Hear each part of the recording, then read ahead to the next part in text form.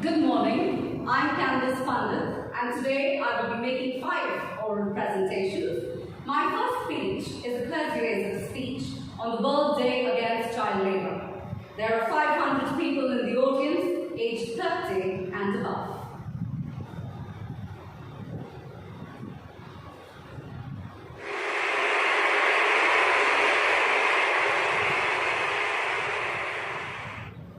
Close your eyes. Imagine you're sitting in a room, 4 feet by 4 feet, with no windows, fans that don't work, and tobacco stains on the walls. You sit there on the floor, sticking bits of glitter on glass and black bangles. Your body is bent over your work, and you sit there with 19 other children, making 400 to 500 bangles a day. Each bangle fetches between rupees 50 to rupees 100 in markets across Rajasthan. You work for 16 to 18 hours a day, making a mere rupees 50, well below the minimum wage of rupees 252 per day in Rajasthan. And that's the life of children in the bangle making industry. Good afternoon, ladies and gentlemen. I'm Candice Pandit, President of the Child Labour Organization in India. And you may now open your eyes and meet Anil. Anil is 13 years old. He migrated from the state of Uttar Pradesh to Haryana around 4 years ago. Because they were migrants, his handicapped mother could neither avail the subsidies provided by the local governments, nor could she receive a widow and disabled person's pension. So what does Anil do to support his family? Anil sells vegetables, and he is the sole earner for his family of 6, 4 younger siblings, and his mother. Anil, like you and me, ladies and gentlemen, wants to study, but he cannot, due to family responsibilities. For the first time in 2 decades, the number of child workers has increased. The shocking rise from 152 million to 160 million, 63 million girls and 97 million boys. The International Labour Organization and the UNICEF have specified that in India, with the closure of schools and the economic crisis triggered by the pandemic, are the driving force behind pushing children into child labour and thus putting India at risk of growing child labour post-COVID. So what do? Do we sit back, relax, and let this happen? Or do we shout out, speak up, and be heard? Just take a look around. All of us gathered here are familiar with the term social media. Yes. All of us know our Facebook accounts, Twitter accounts, and know very well how to use social media to bring about change. Yes, ladies and gentlemen, we, you and me, must be the change. If we want to see a better India, we must work together. Strive hard to eradicate this evil. Share success stories. Tell the truth, no matter how good or bad it is. It is our moral responsibility as human beings, either in the government, policymakers, child rights activists, and civil society, to declare a war on child labour. Yes, you heard it right. We must declare a war on child labour. And only then will India and the world be a better place where children, all children, can dream the impossible dream. I'd like to end with the words of Nobel laureate and child rights activist, Mr. Kailash Satyarthi. He said, and I quote, "The single aim of my life is that every child is free to be a child, free to grow and develop, free to eat, sleep, see daylight, free to laugh and cry, free to play, free to learn, free to go to school, and above all, free to dream." Thank you.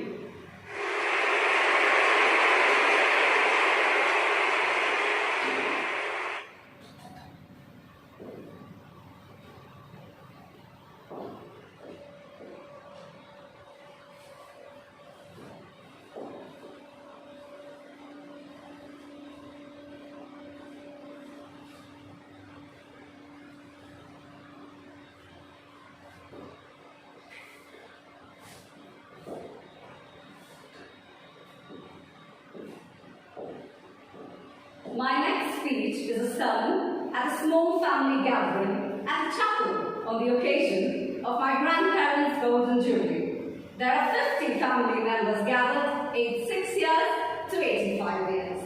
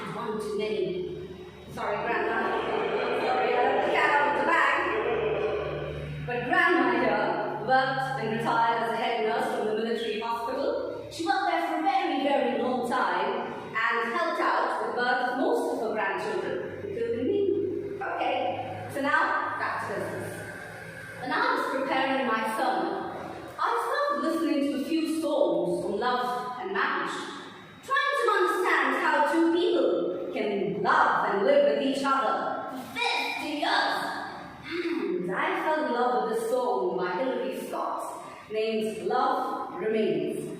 A verse in the song touched me the most, and it describes the reality of all married couples, and I'm sure all of you here will agree with it.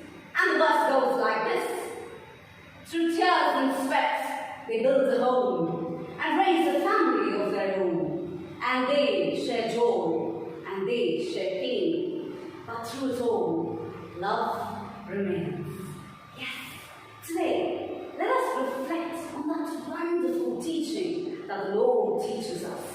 The Lord talks to us about His love for us in 1 Corinthians chapter 13, verses 4 to 8. Love is patient, love is kind. It does not envy, it does not boast, it is not proud, it does not dishonor others, it is not self-seeking, it is not easily angered, and it keeps no record of wrongs.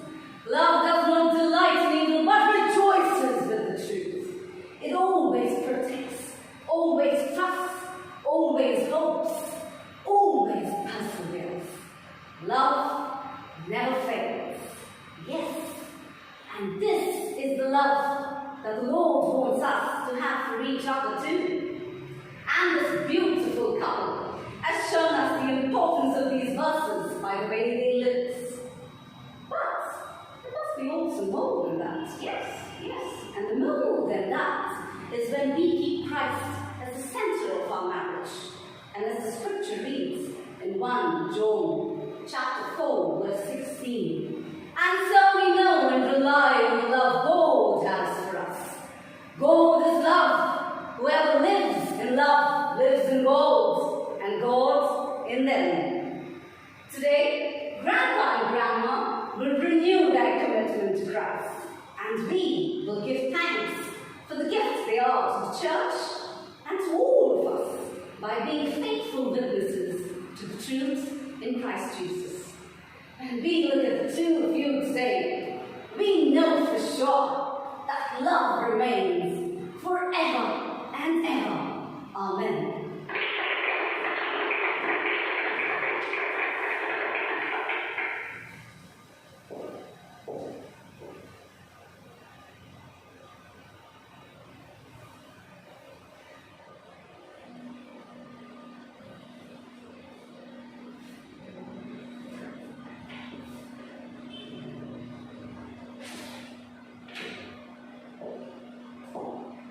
My next speech is an after-dinner speech at a victory dinner hosted by the Indian women's cricket team. There are 42 people in the audience, aged 16 to 40.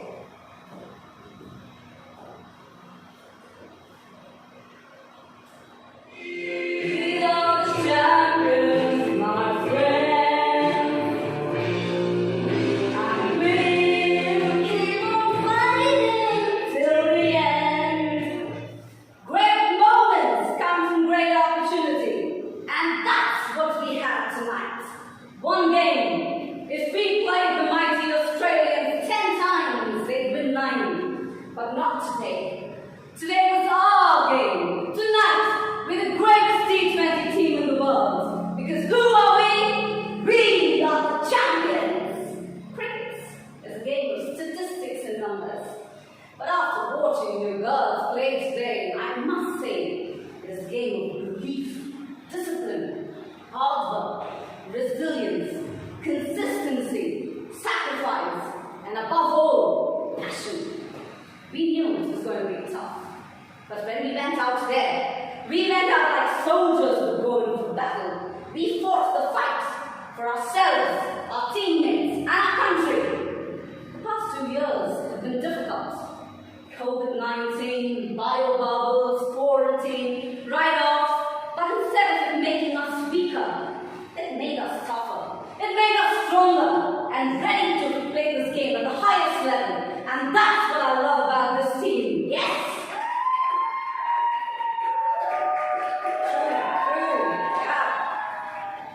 Our coach, Steve Wall, a man of action, a man dedicated to bring out the best in everyone, a World Cup winner himself. I know he's a little sad today. Yes, he's sad because we beat Australia. But yes, sir, because of your belief in us, your dedication, your service, and your attitude have made us world champions today. Thank you, sir. Thank you so much. Yes. To beat Australia, of course, it didn't feel like Australia, thanks to the Indian population around. Yeah, it was the icing on the cake. My teammates, what can I say about you girls? You played as good as gold today, and all through the tournament. Regardless of the scoreboard, regardless of the situation, you fought hard and you fought right. Smriti, there you are, and Shafali, yes, our openers. You should be renamed Robin Hood for the arrow-like shots all around the ground. And you see the Goa Empires, they tried their best to stay out of the way, yes. The huge clap for these girls. And Pooja, our off-spinner, you bamboozled the batters with your googlies. You bowled so well and proved that India has the best spin attack in the world. For the opposition, of course, it looks like I'm looking for a needle in 2 haystacks, not one. Yes. Big round of applause for Pooja. Radha and Harmanpreet, you were like the female version of the Chanti girls. Your feeling was impeccable. And Juhan, yes, there you are, our Indian Express. Thank you for choosing cricket over football, which was your first love. Because if it wasn't for your pace bowling attack in the 15th over, and that 6 to finish off the game, we would not have ended up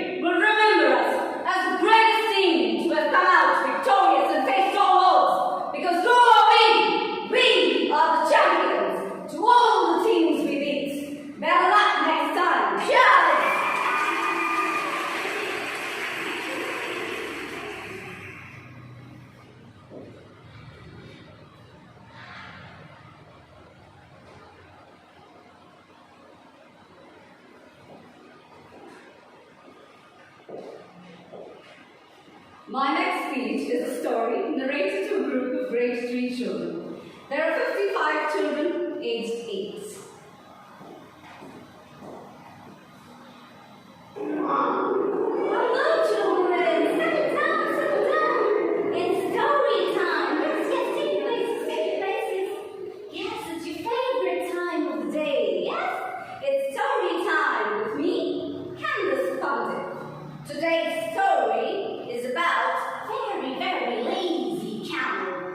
The story that I'd like to narrate to you today is called How the Camel Got His Hump by Rudyard Kipling. In the beginning years, when the world had just begun, animals just began working for man. There, in the middle of the desert, lived a camel. Most excruciating idle. That means he was very, very lazy. He didn't want to do anything. All day long, he ate sticks and ponds and milkweed and tamarisk, and if anybody spoke with him, he said, "Humph! Just humph!" and nothing more. On the Monday morning, a horse came to him with a sun on his back and a bit in his mouth and said, "Camel, oh camel, come trot like the rest of us." "Humph," said the camel, and the horse went away and told the man. On Tuesday morning, a dog came to him with a stick in its mouth and said, "Camel, oh camel, come and fetch and carry like the rest of us." "Humph," said the camel, and the dog went away and told the man. On Wednesday morning, an ox came to him with a yoke on his neck and said, "Camel, oh camel, come and plow like the rest of us." "Humph," said the camel, and the ox went away and told the man. At the end of 3 days, the man called the horse, the dog, and the ox and said, "Oh, 3 or 3, I feel very sorry for you, but I'm nothing in the desert. Can't work. Oh, you would have been here by now. It's because of him. 3 of you have to do extra work." This made the tree very, very angry. And now interesting part, along came Jim, rolling in a cloud of dust. Jim's always traveled that way because it looks magical. Yes. And he saw the tree very angry, and he stopped to pow with them. "Jim of all deserts," said the horse, "is it right for anyone to be idle?" "Certainly not," said the Jew. "Then there is a thing in the middle of the desert with a long neck and long legs, and he hasn't done stronger work since Monday morning. He won't trot, he won't fetch and carry, he won't plow either. That's my camel. And what does he have to say about it? He says, 'Humph! Just humph!' and nothing more." So the Jew wanted to teach the camel a lesson. So he rolled himself up again in a cloud of dust and went into the middle of the desert. And who did he meet there? Yes, he saw the camel, looking most excruciating idle, looking at his reflection in the pool of water. "My friend with a long neck and long legs, what is this I hear of you doing no work since Monday morning?" "Humph," said the camel. "You have given the tree extra work, all on account of your excruciating idleness." "Humph," said the camel. "I will say that one more time, if you say that one more time." "Humph," said the camel. And no sooner had he said it than he saw his back, which he was so proud of, puffing up and up into a great, big, lolling humph. "There you go, camel. That's your very own humph thing that you brought home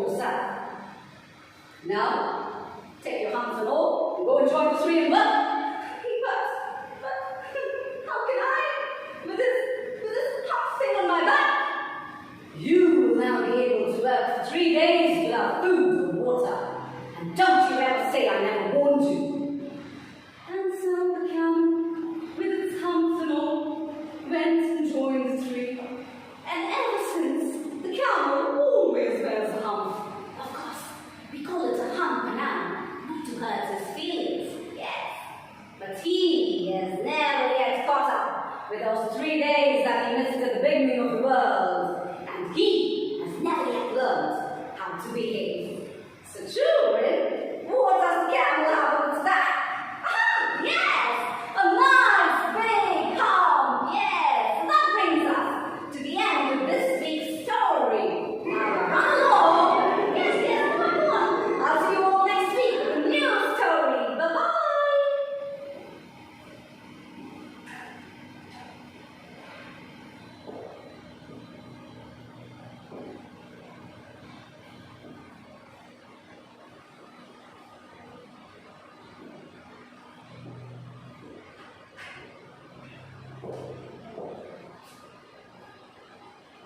My last speech is introducing and thanking a main speaker. The event is a musical concert. There are more than 5,000 people in the audience, aged 18 and above.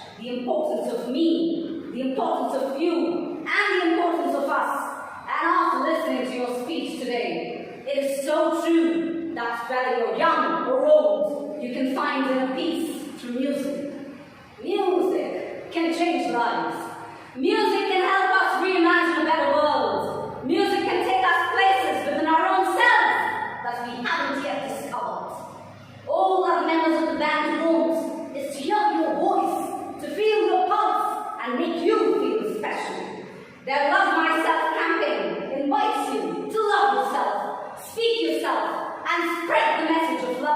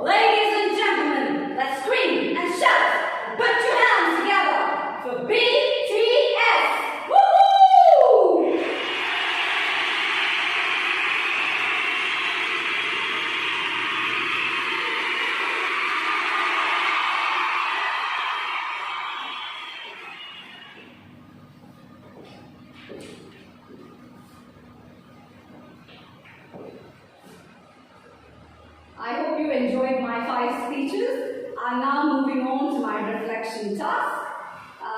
Was there a starting point? Of course, yes, there was a starting point. And I remember it started when I had to read the syllabus, and we had to read it thoroughly and make my choices of the 5 speeches that I thought would bring out my best performance. And of course, I must be true and say that it was a little tough because all the choices were really, really good. So I had to weigh my options, I had to look at it over and over again, and sometimes I even imagined myself doing 1 or 2. And then at the end of that week, I was like, voila, these are my 5. So yes, my first speech was a persuasive speech on child labor. The moment I heard, the persuasive speech, I always knew it had to be something that I was most passionate about. And child labor is something that I've been reading about for a long, long time now. And it hurts me. It actually upsets me. And I try my best to, eradicate this evil from the world. But then that's something that I was so passionate about, so I knew that it had to be this stage, that I would use this stage to be a voice for the voiceless and to tell their story. My second speech was a sermon. Oh, I enjoyed doing that sermon.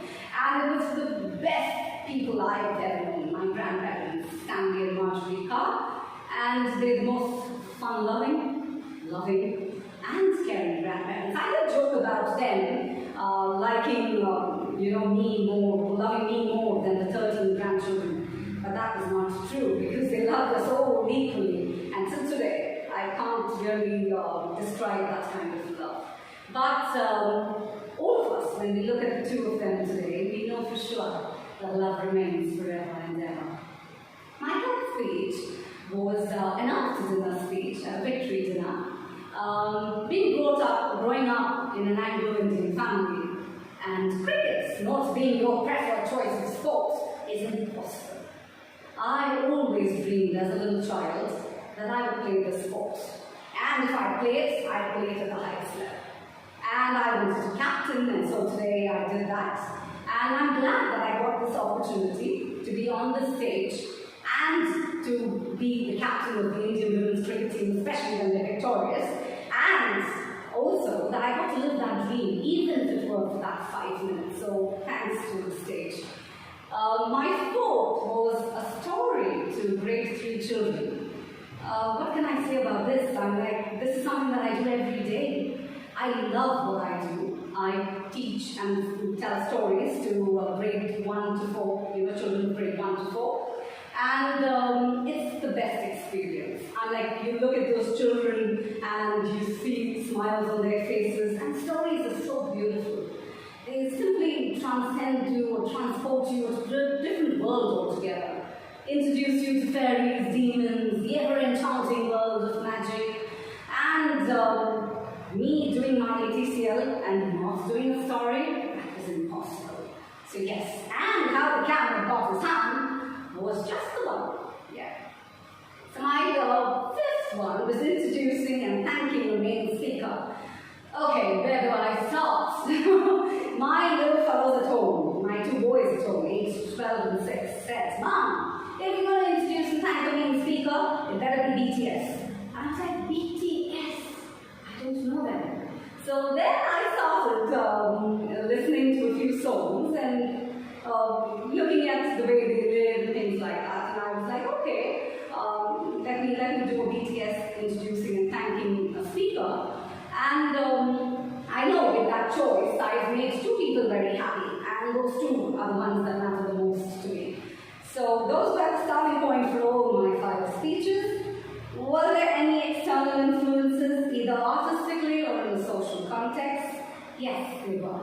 So my first speech on child labour, there was a lot of research and lots of reading that I had to do. And the numbers are out there, and it's horrifying. The stories are out there, and they're terrible. And you feel so bad about it. But yes, so I did read up a lot, I did do a lot of research. And and I came to what I presented to all of you today. So yes, there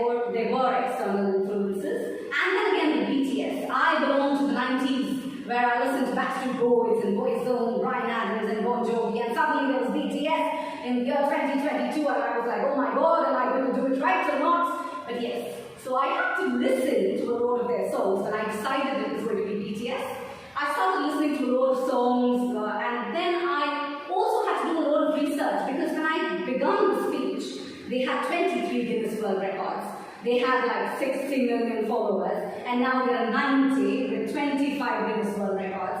So I had to keep it more relevant, and I had to work on that continuously. Yes. And how did you plan? Planning is crucial. Planning is important. If it weren't for good planning, I wouldn't be here on the stage today. So yes, so when I first chose my 5 speeches, when I first made my 5 speeches, my mentor suggested that I work on a speech a week. Of course, that didn't happen, but sometimes there was a lot of research to be done and things to be done, so I had to, it sometimes took a little longer while. But yes, at the end we did it all, and if it weren't for perfect planning, I wouldn't be here on the stage and I wouldn't be able to give my best performance today. How did you create balance and variety for the audience? Yes, all my five speeches had a different audience type. Yes. So we had at first speech there was government workers, government officials, policymakers, child rights activists, and civil society. Then my second speech, there were family members, so something that I was so close to and I loved being around. And my third speech were my teammates and my coaching staff. And my fourth speech had my little children, aged 8, so that was lovely. And my last speech, of course, had 5,000 people who I really didn't know. But yes, so I'm bringing to point that we have different audience types, and it created variety in my speeches. Did you do any research to gain a greater understanding of the writer, composer, language, or genre? I wouldn't say genre, but yes. So yes, a little more research in terms of BTS. Like I just mentioned, I still come from the 90s and I loved and listened to the Backstreet Boys, Boyzone, Bryan Adams and Bon Jovi. So suddenly listening to BTS, I was like, oh my god, where do I do and what do I do and what can I talk about them? But after listening to them for a couple of months, it became rather easy. And I love their choreography. I'm sorry I cannot demonstrate that today because I look really rough. So yes, but I had to do a little more research when it came to the BTS. Personal response challenges and reflection. What skills were needed to approach the challenge? Yes, so I will put this into 2 points, vocal and physical skills. When I say vocal skills, would be vocal variety, pitch, your tone, diction, pronunciation, emphasis, and so on, clarity as well. And when you talk about physical skills, I would talk about hand gestures, facial expressions, and my body language.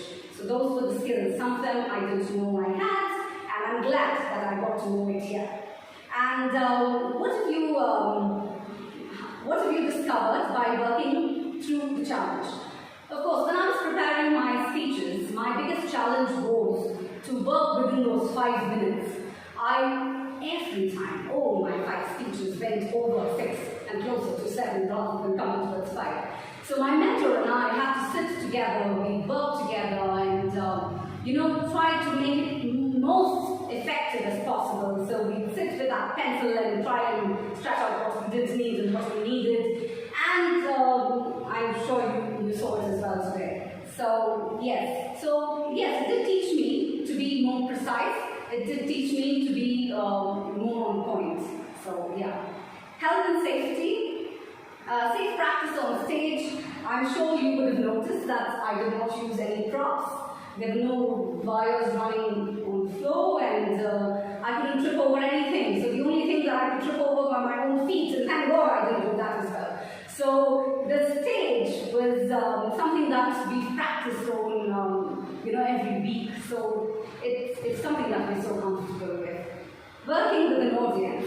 My mentor made sure that I had somebody to listen to me and my speeches most of the times.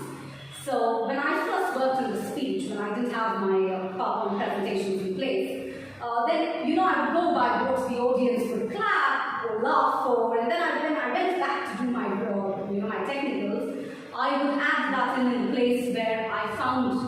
audience laugh or giving you a little applause and things like that. So yes, working with an audience was important, especially during these times when we can't work with one physically. Physical and vocal health. Yes, we are still going through this pandemic and COVID-19 has not left us yet. So it's very important, and it's very important for me to take care of my physical and vocal health. I had my bout of COVID-19 in the month of January, and believe me, it had so much of an effect on my throat. So at that time, I started sipping on warm water, and I continue to do so even now. And it kind of kept my throat away from all infections, and it's been good. So from Jan to now, I kind of recovered from that. As a family, we four of us love to do our little yoga sessions in the morning, and it brings us all together as a family. And deep breathing exercises have helped me a lot. There was this pranayama which I'd like to show you. It's called the Kapalbhati pranayama. It's a deep breathing exercise. So you exhale, you exhale all the carbon dioxide that is within you and fill yourself with nice oxygen so you can face all the challenges for the day. So it goes like this. Take a deep breath. And then exhale forcefully.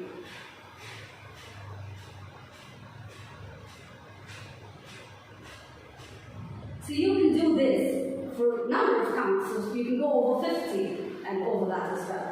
So I recommend that you try it as well. So that's for physical and vocal health.